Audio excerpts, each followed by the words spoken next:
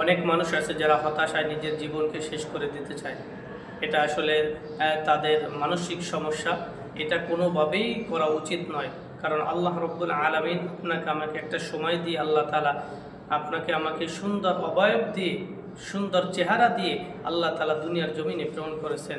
এই সময়ের আগে কেউ যদি নিজের জীবন নিজেই শেষ করে দিতে চায়, তাহলে কেমন যেন আল্লাহ তাআলার হুকুমের প্রতি সে অবাধ্য এবং যুদ্ধ ঘোষণা করলো।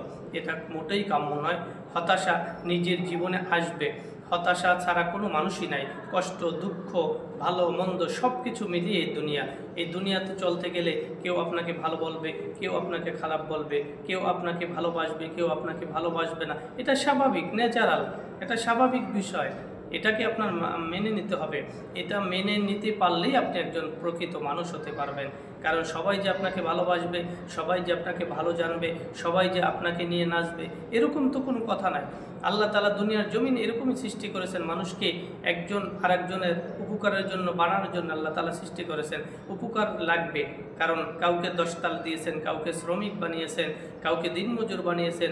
এরকমই তো আল্লাহ তাআলা দুনিয়ার নিজাম ঠিক রেখেছেন, এই দুনিয়ার ভারসাম্য ঠিক রেখেছেন।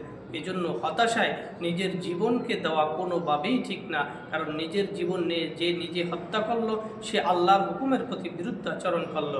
এই জন্য তাকে জাহান্নামে চলতে হবে। আসুন, এই হতাশার কারণে আমরা নিজের সুন্দর জীবনটাকে কেউ যেন বিলীন না করি। কিছুদিন আগে একটি ঘটনা দেখলাম। বাবা নামাজে সন্তান ছুরির আঘাত করে বাবাকে মেরে ফেলেছে। এটা সামাজিক একটা বড় ধরনের অবক্ষয়। এর প্রধান কারণ হলো মোবাইল। সন্তানকে কোরআন শিক্ষা না দেওয়া, নিজের জীবনকে সাজাতে গিয়ে, সন্তানের জীবনকে সাজাতে গিয়ে এমনভাবে তৈরি করেছে যে সন্তান নিজের বাবাকে খুন করতে দ্বিধাবোধ করল না। অথচ এই সন্তানকে যদি ইসলাম শিক্ষা দিত, ইসলামের বেসিক যেগুলো দৈনন্দিন জীবনে প্রয়োজন, এতটুকু শিক্ষা দিত, তাহলে আজকে এই অবক্ষয়টা সমাজে দেখতে হতো না।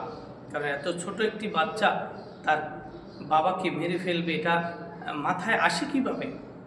এটা আমাদের পিতামাতারই, আমি যতটুকু বুঝি, পিতামাতার দোষ এখানে 90%। কারণ আমার সন্তানকে ছোটোবেলায় তো কোন শিক্ষায় শিক্ষিত করব, কোন জ্ঞান তাকে দেব, কোন পথে তাকে হাঁটাবো। আমি ছোটোবেলার থেকে যেই সন্তানকে যেই পথে হাঁটাবো, আমার সন্তান সেই পথে হাঁটতে বাধ্য। আমি কেন তাকে সেই পথে নিলাম যেই পথ থেকে আমি এখন ফিরাতে যাব? আর এখন ফিরাতে গেলে যখন তার মানবে না কথা, তখন তার বিরুদ্ধোচ্চারণ হয়ে যাবে এবং তাকে খুন করবে। এটা স্বাভাবিক।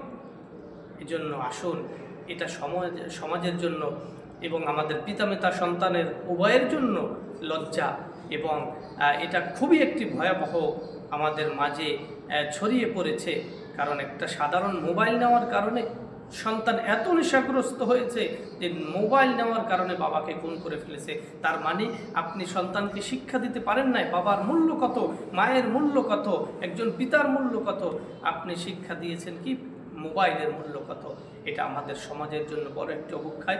আসুন, আমরা পিতামাতা যারা আছি, আমাদের সন্তানদেরকে ছোটোবেলার থেকে ইসলামিক জ্ঞান দেওয়ার চেষ্টা করব। আল্লাহ তাআলা আমাদের সকলকে এটা বুঝতে তৌফিক দান করুন।